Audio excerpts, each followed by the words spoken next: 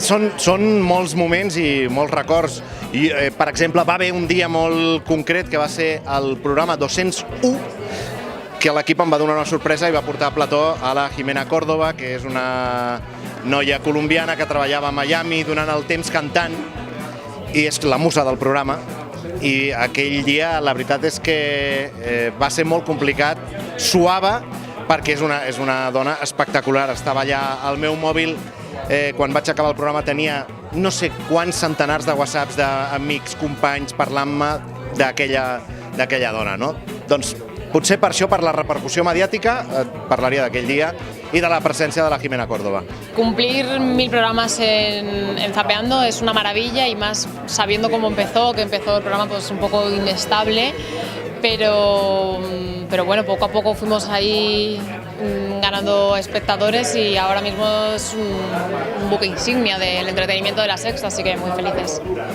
Estos 1000 programas lo valoro con mucha gratitud a mucha gente que ha estado detrás haciendo posible este programa, gente de guión, de producción, todo el equipo técnico, y la verdad es que no es fácil cumplir 1000 programas y esto nos hace recordar nuestros comienzos que fueron un poquito duros porque la audiencia no acompañaba, y hasta que conseguimos acostumbrar a la gente a nuestra presencia en las tardes de la televisión, la verdad es que nos costó un poquito, estuvimos ahí un mes y medio un poquito dubitativos, però ara ja, després de 4 anys, estamos contentos.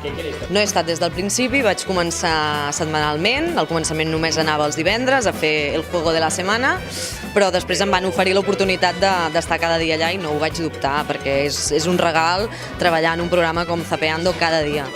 Crec que Zapeando és un programa on els col·laboradors tenen una miqueta més de llibertat. Podem fer més el tonto, podem sortir més de guió, i el Fran, en canvi, que és el presentador, ha de portar una mica que ningú se li en vagi massa l'olla, no? Llavors, quan jo presento, m'ho passo molt bé fent el paper que faig, i de col·laboradora igual, vull dir que no ho canvio.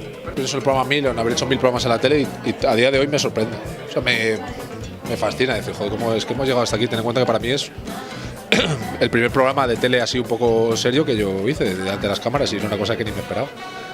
Así que, bueno, pues como una sorpresa, aunque suene raro, però com una sorpresa. Doncs, home, han canviat bastants col·laboradors, per exemple, el primer dia, dels que estem ara, només estava el Miqui Nadal i jo.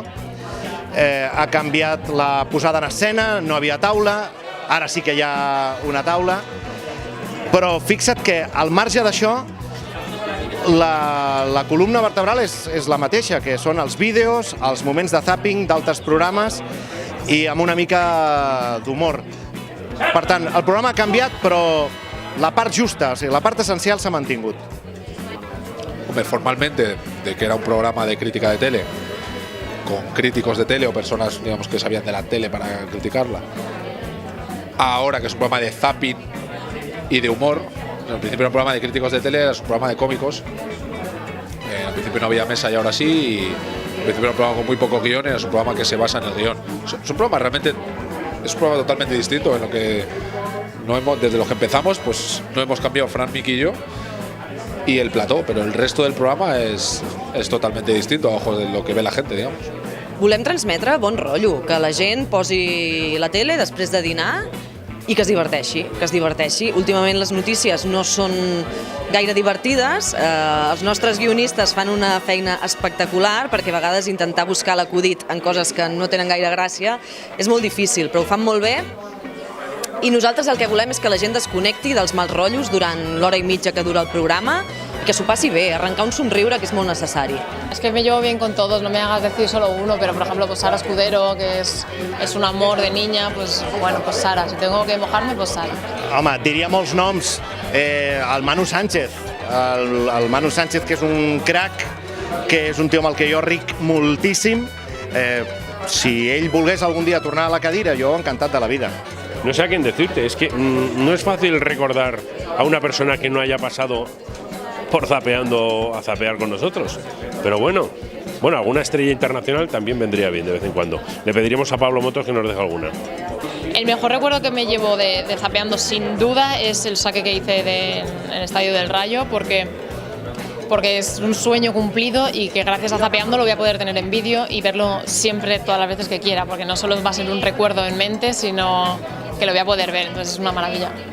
Bueno, el programa a mí lo vamos a afrontar pues madrugando, porque va a ser en viernes, que yo ya no vengo los viernes, pero bueno, voy a venir para este día tan especial.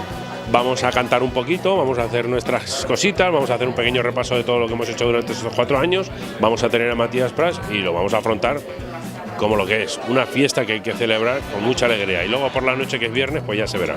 Amb moltes ganes perquè hi ha moltes sorpreses que fins i tot nosaltres no sabem, però sé que hi haurà un número musical, sé que hi haurà unes cosetes que hem anat gravat durant aquestes setmanes prèvies, una sorpresa per un fan que no s'ho imagina, clar, no puc dir qui és, tampoc sé qui és el fan, però serà un programa per recordar.